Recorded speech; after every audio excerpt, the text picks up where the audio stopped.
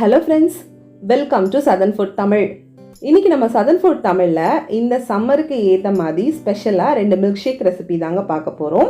சப்போட்டா அண்ட் வாழைப்பழ milk shake எப்படி பண்றதுன்னு வாங்க பார்க்கலாம்.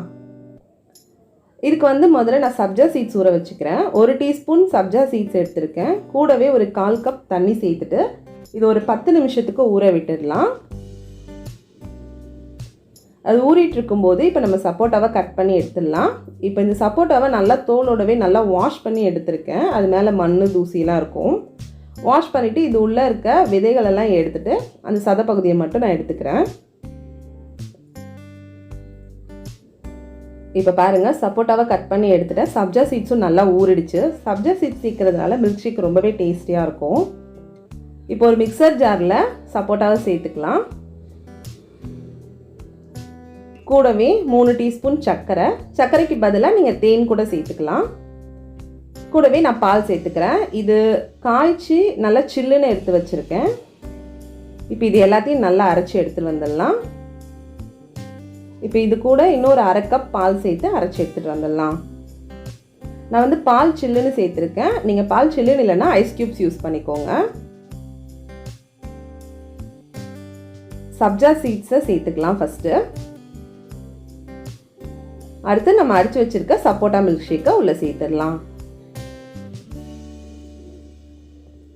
நான் இது கூடவே கொஞ்சமாக நட்ஸு துருவி எடுத்து வச்சுருக்கேன். அதையும் சேர்த்துக்கலாம். உங்களுக்கு விருப்பப்பட்ட நட்ஸு சேர்த்துக்கலாம்.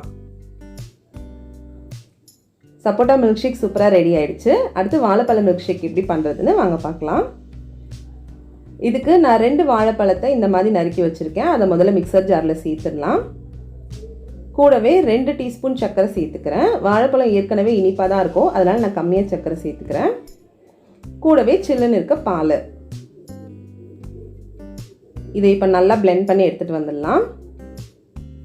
இப்போ பாருங்கள், நல்லா அரைச்சி எடுத்தாச்சு. இப்போ இதை நம்ம ஒரு கிளாஸில் ட்ரான்ஸ்ஃபர் பண்ணிக்கலாம். ட்ரான்ஸ்ஃபர் பண்ணிவிட்டு இதுக்கும் நான் மேலே கொஞ்சமாக நட்ஸ் கார்னிஷ் பண்ணிக்கிறேன்.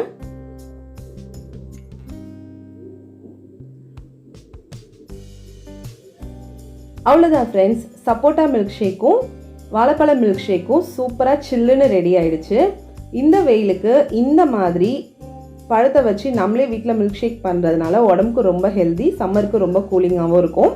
நீங்களும் கண்டிப்பாக ட்ரை பண்ணி பாருங்கள். வீடியோ உங்களுக்கு பிடிச்சிருந்தா சதர்ன் ஃபுட் தமிழுக்கு சப்ஸ்கிரைப் பண்ணிக்கோங்க. தேங்க்ஸ் ஃபார் வாட்சிங்.